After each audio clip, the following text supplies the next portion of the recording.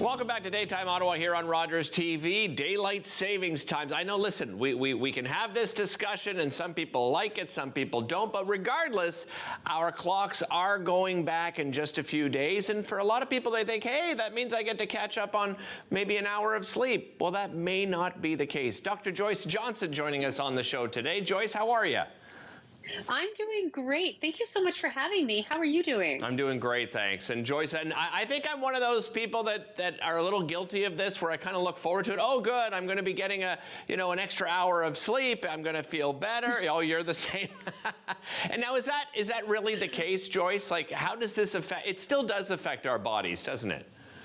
It absolutely does. So for some people, it doesn't have a negative effect. Some people do enjoy that extra hour of sleep. However, there is a large number of people that don't, because your body is reacting to that sleep-wake cycle. Hormones are being produced, right, when it's dark at night, and hormones are produced when it's light during the day. And when that sleep cycle gets thrown off even just a little bit, it can affect your ability to fall asleep at night, to, wake up when you're supposed to. Some people are waking up earlier than they have to, or they're waking up in the night. So there are some issues that do happen for people. I guess that's that internal clock, right? What is it? The circadian rhythm, I believe it's called? Yes, that's exactly it. Yeah. So let's talk about some ways then that we can help get ourselves a better sleep, or maybe that internal clock gets thrown out of whack and we want to put it back to normal. The first thing you say is really prepare yourself before bed. What recommendations do you have for that? Yes. So you want, in terms of prepping, the first thing that you want to do, even leading up to the weekend, if you're someone that's affected, stay up an extra 15 minutes. And if you can, sleep in an extra 15 minutes. It's not a lot. It's not going to break your day, but it'll get your body used to this time change. So that is what you can do to help your body shift. Okay. The next thing you want to do when you're starting to get ready for bed at night, create a ritual if you have difficulty with sleep. So it's like what we do with our children when we're creating this routine, so they know when, the lights get dim that it's almost time for bedtime. So As an adult, you want to do the same thing. You want to dim the lights. You want to put away your electronics for up to an hour before you go to sleep if you have trouble sleeping. And you should also make sure that you're not doing heavy exercise within 4 hours of going to sleep, because that's going to raise your core body temperature, and then it makes it difficult to fall asleep. So do some of the relaxation things. Maybe it's, aromatherapy. Maybe it's curling up with a good book, dim the lights if you can read in the dark. But you know what I mean? You want to make sure that you're creating that environment that makes you want to sleep. Well, and I see you have food in front of you, and almost every time we do a segment, you do talk about the things that we put inside our body make such a big difference as well, Dr. Johnson. And so what can we do to sort of help improve our sleep when it comes to the food that we're eating? Absolutely. So I have fish here. I mean, this is not necessarily going to be a bedtime snack, but in the evening, think about fish. It's rich in omega-3 and vitamin D, and that helps to regulate serotonin production. So that will help you to sleep. So the next are almonds. They're a natural source of melatonin. Walnuts, also a natural source of melatonin, but they also contain magnesium, and magnesium helps smooth muscles to relax. So think about it. Taking magnesium at night helps your muscles to relax while you're sleeping, while you're going to sleep.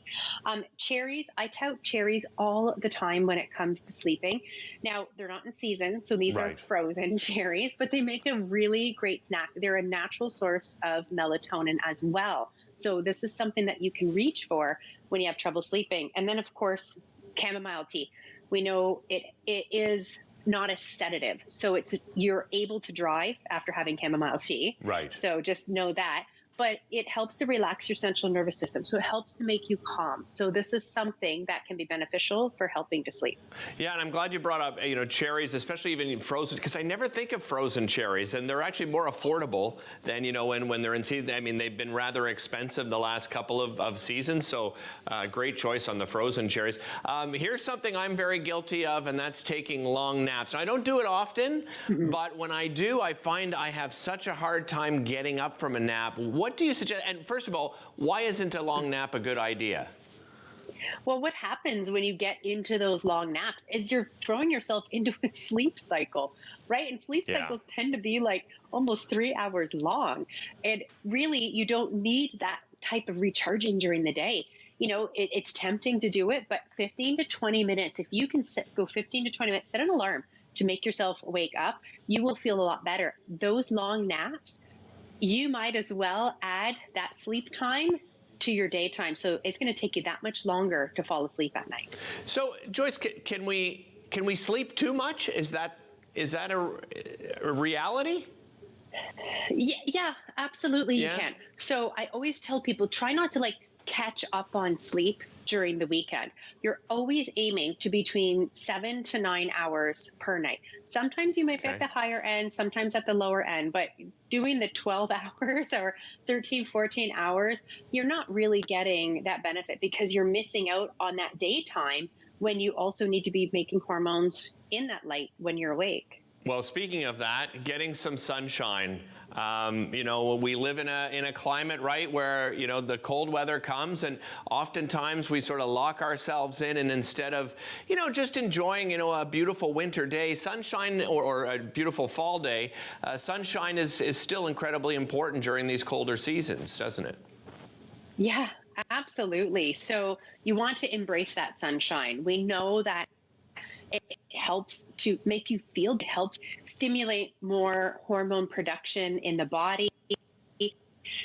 So, you might not be opening the blind and letting that sunshine in, but it really has a positive effect on your mood, on your brain itself. Right. We're coming in to those winter months where it's gray. So I do have here, this is a sad light or a happy lamp, whatever you want to call it. People call it so many different things. But what this is it mimics natural. So you can get the benefits of natural light in those gray days by sitting or having this on your desk right beside. Just running out of time. Thanks for the advice. We'll be right back after this.